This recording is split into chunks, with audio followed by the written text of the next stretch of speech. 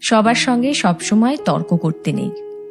কেউ যদি আপনাকে বলে গরু আকাশে উঠতে পারে, তাহলে তাকে আপনি জানান যে হ্যাঁ, আপনিও তাই বিশ্বাস করেন। কারণ সবসময় সবাইকে ঠিক ভুলটা বোঝাতে নেই, সবাইকে এক্সপ্লেনেশন দিতে নেই। আর এই কথাটা যত তাড়াতাড়ি বুঝে ফেলা সম্ভব ততটাই ভালো। অপাত্রে ভালোবাসার দান করতে নেই।